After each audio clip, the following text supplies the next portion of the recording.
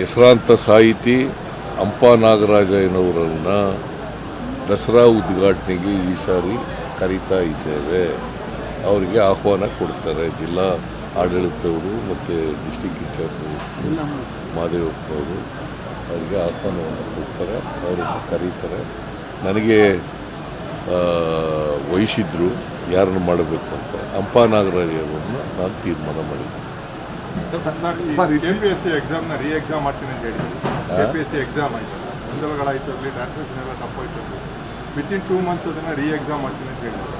ಆದರೆ KPSC ಅವರು ಅಷ್ಟು ಒಳಗಡೆ ಮಾಡೋಕ್ಕಾಗಲ್ಲ ಅಂತ ಹೇಳ್ತೀವಿ. ಅದೊಂದು. ಆಮೇಲೆ ಕಾನ್ಸ್ಟೇಬಲ್ದು ವಯೋಮಿತಿ ಹೆಚ್ಚಳ ಮಾಡಬೇಕಂತ ಅವ್ರು ಬೇಡಿಕೆ ಇಟ್ಟಿದ್ದಾರೆ. 27 ವರ್ಷ ಏನಿದೆ ಅದನ್ನು 33 ವರ್ಷಕ್ಕೆ ಮಾಡಬೇಕು. ಬೇರೆ ರಾಜ್ಯದಲ್ಲಿ 33 ವರ್ಷ ಇದೆ. ಅದೇ ಒಂದು ಸಾರಿ ಒನ್ ಟರ್ಮ್ ಡಿಸಿಷನ್ ಮಾಡಿ ಅಂತ ಹೇಳಿದ್ದೀನಿ ನಾನು ಪರಮೇಶ್ವರ್ ಅವ್ರ ಜೊತೆ ಮಾತಾಡಿದ್ದೀನಿ. ಆಮೇಲೆ ಇವ್ರಿಗೆ ಪಬ್ಲಿಕ್ ಸರ್ವಿಸ್ ಕಮಿಷನ್ನವ್ರ ಜೊತೆ ಕೂಡ ಮಾತಾಡಿದ್ದೀನಿ.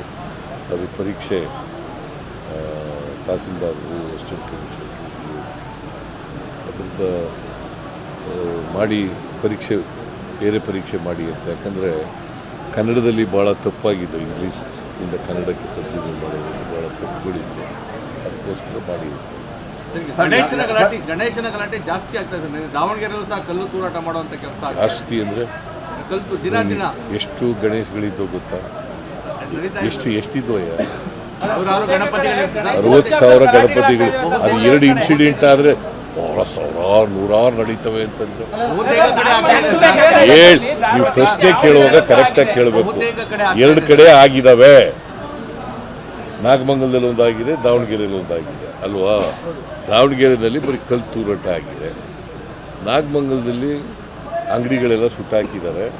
ನಾವು ಅದಕ್ಕೆ ಯಾರು ಪೊಲೀಸ್ನವರ ಫೇಲ್ಯೂರ್ ಇದೆ ಅನ್ನೋದು ಗೊತ್ತಾಗಿದೆ. ಹಾಗಾಗಿ DYSPನ ಇನ್ಸ್ಪೆಕ್ಟರ್ನ ಸಸ್ಪೆಂಡ್ ಮಾಡಿ. ನೋಡಪ್ಪ, ಇವರು BJPಯವರು ಈ ಪ್ರಚೋದನೆ ಮಾಡ್ತಕ್ಕಂಥದ್ದು ಕೋಮು ಗಲಭೆಗಳಾಗಬೇಕಾದ್ರೆ BJPಯವರೇ ಕಾರಣ. ಅವ್ರ ಪ್ರಚೋದನೆಯಿಂದ ಇವೆಲ್ಲ ಆಗ್ತದೆ. ಸರ್, ಇನ್ನೊಂದು ಡಿನೋಟಿಫಿಕೇಶನ್ ಕೇಸು ಕುಮಾರಸ್ವಾಮಿ ಅವ್ರದ್ದು ಬಂದಿದೆ. ನಿನ್ನೆ ಪ್ರೆಸ್ ಕಾನ್ಫರೆನ್ಸ್ ಎಲ್ಲ ಮಾಡಿದ್ದಾರೆ 3 ಜನ ಮಿನಿಸ್ಟ್ರು. 2021ರಿಂದ ಲೋಕಾಯುಕ್ತವರು ಇದುವರೆಗೂ ಎನ್ಕ್ವೈರಿ ಮಾಡಿರೋದಕ್ಕೆ ಎಲ್ಲಿ ಒಂದು ಕಡೆ ಪೊಲೀಸ್ ಫೇಲ್ಯೂರ ಸರ್ ಇದು ಅಂತ. ಯಾಕಂದರೆ ಇಂಥ ಒಂದು ಕೇಸಲ್ಲೂ ನೀವು ಎನ್ಕ್ವೈರಿ ಮಾಡಿದೆ ಅಂಥ ಒಂದು ಸಿಸ್ಟಮ್ನ ಯಾಕೆ ಇಟ್ಕೊಂಡಿರ್ಬೇಕು? ಗೊತ್ತಿಲ್ಲ, ನಾನು ನೋಡ್ಬಿಟ್ಟು ಹೇಳ್ತೀನಿ ನಾನು. ಯಾಕೆಂದರೆ ನಿನ್ನೆ ಕೃಷ್ಣ ಬೈರೇಗೌಡ, ದಿನೇಶ್ ಗುಂಡೂರಾವ್ ಮತ್ತು ಸಂತೋಷ್ ಲಾಡ್ ಅವರು ಮತ್ತು ಈ ಥರ ಎಲ್ಲ ನಮ್ಮ ಪಕ್ಷದ ಮುಖಂಡರುಗಳು ಸೇರಿ ಪ್ರೆಸ್ ಮಾಡಿ ಹೇಳಿದ್ದಾರೆ. ಸೊ ಅದು ಕುಮಾರಸ್ವಾಮಿ ಮತ್ತು ಯಡಿಯೂರಪ್ಪ ಅವರಿಬ್ಬರ ಕಾಲದಲ್ಲಿ ಆಗಿರ್ತಕ್ಕಂಥದ್ದು. ಸೊ ಅದನ್ನು ನೋಡಬೇಕು, ಫೈಲ್ ತರಿಸಿ ನೋಡಬೇಕು.